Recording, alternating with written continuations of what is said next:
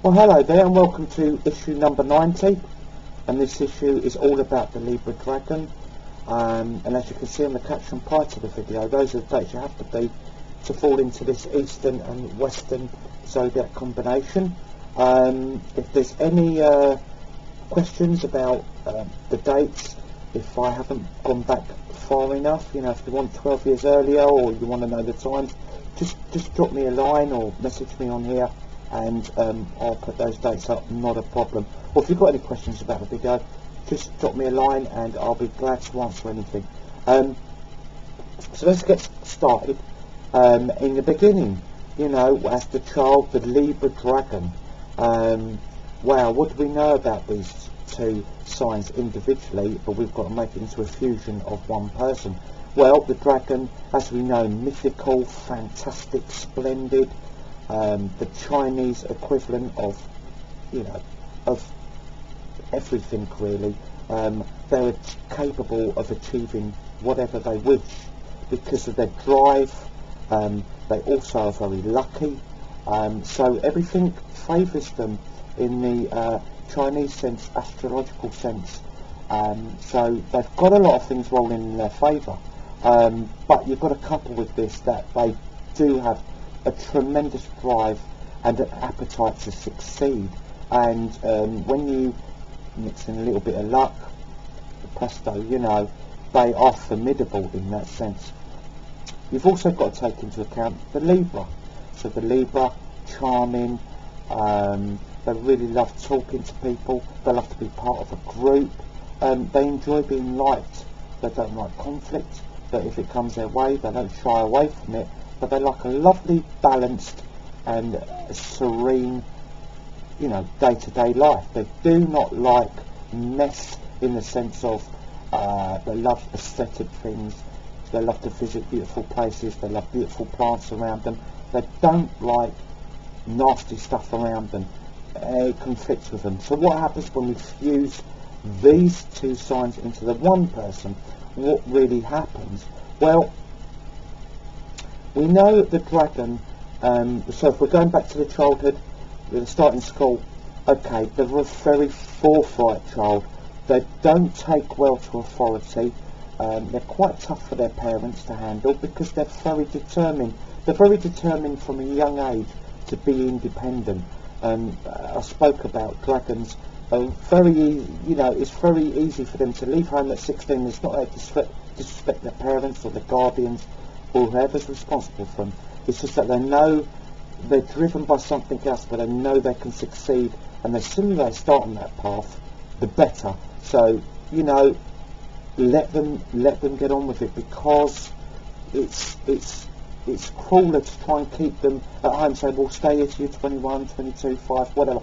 It's actually counterproductive to them, because they need to go out and sample these things and sample their drive. They need to test themselves to the limits.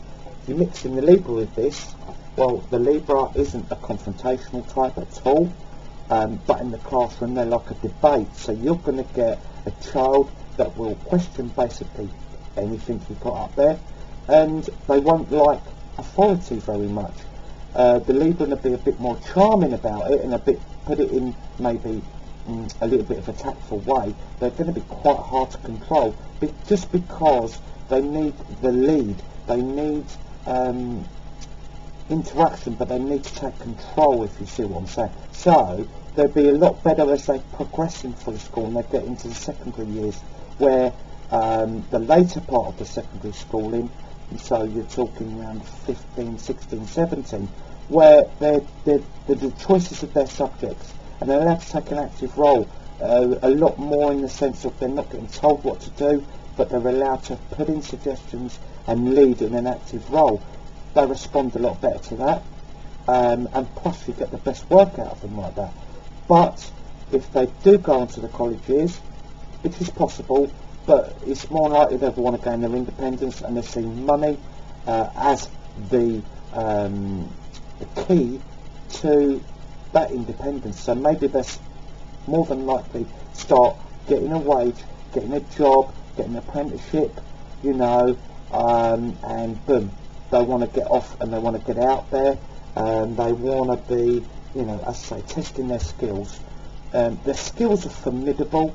The Libra, what you have with the Libran, they'll be so fantastic at business in the sense of you've got that drive, you've got that little bit of fortune. They always seem to be in the right place, the Dragon, and it's not just luck, it's just the way it falls, it's just fate in the sense of they know the dealers, they know the right people, they know the people to be around, but don't get me wrong, they're splendid at what they do, they're great, and the persuasion of the Libra, not so forthright in the sense of the Dragon has been bit boom, boom.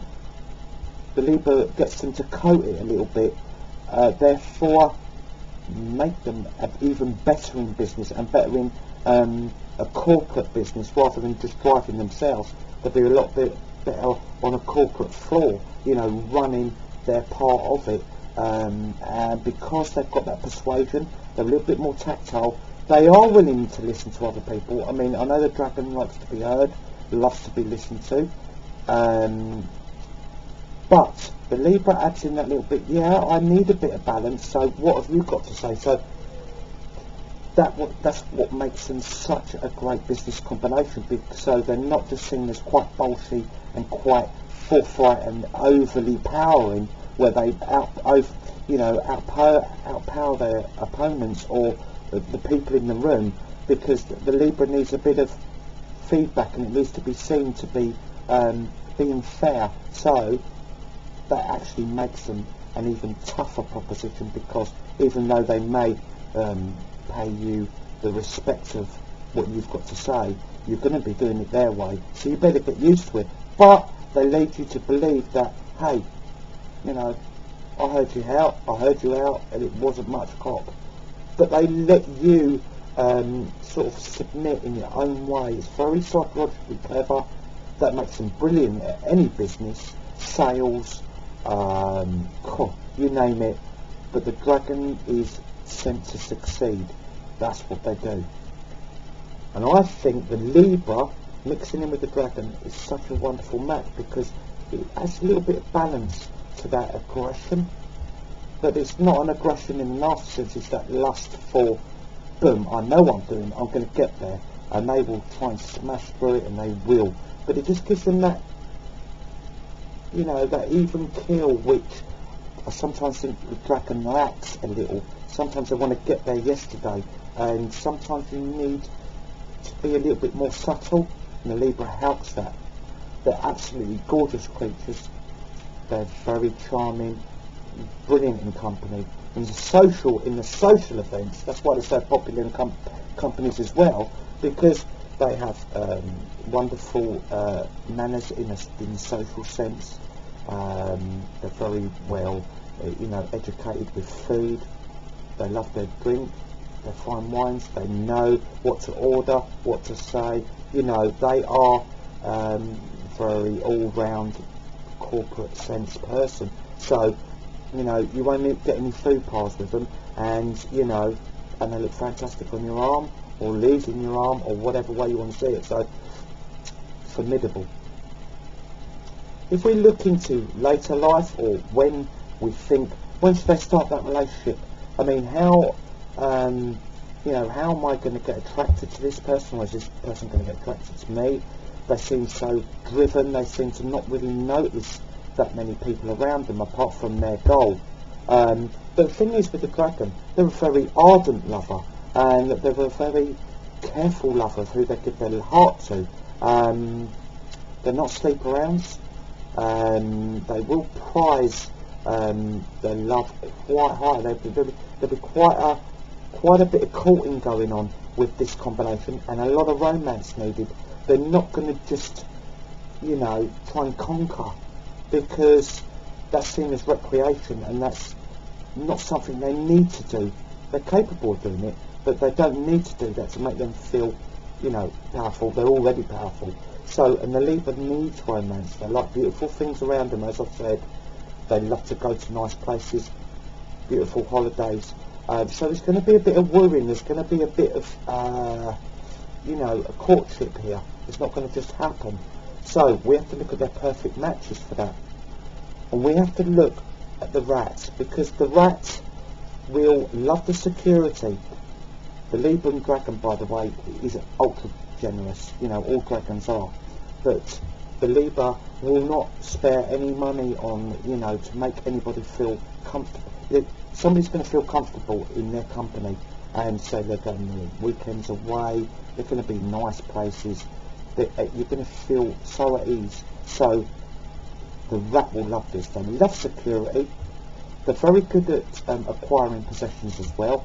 They complement each other so well, this combination. And the rats, even though they're a little bit promiscuous to begin with, when they start out, they long for that secure, loving, long relationship where they're quite cocooned, and they really enjoy that, and they really enjoy to say, right, we've got our things around us, we're batting down the hatches. Well, the dragon will carry on achieving, but the rat will not be giving away the achievements. So that's the great thing about it. You know, the dragon will provide those lovely trophies and the stuff that's going to be needed, but the rat won't let that slip. The rat keep hold of that, and they're very clever at that. So great combination. Also, the monkey, because the monkey, fascinating personality as we know. Sometimes they skit and scat about, and they know a little bit about everything.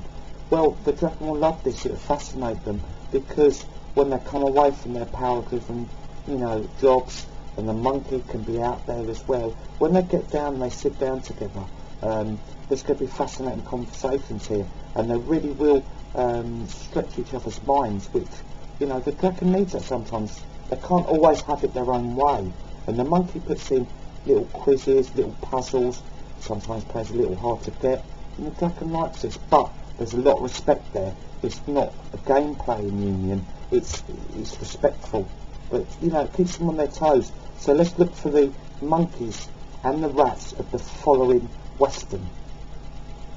We need the Sagittarius, we need the Aquarius, we need the Aries, and we need the Leo of the rat and monkey family. All fantastic matches for the Libra dragon.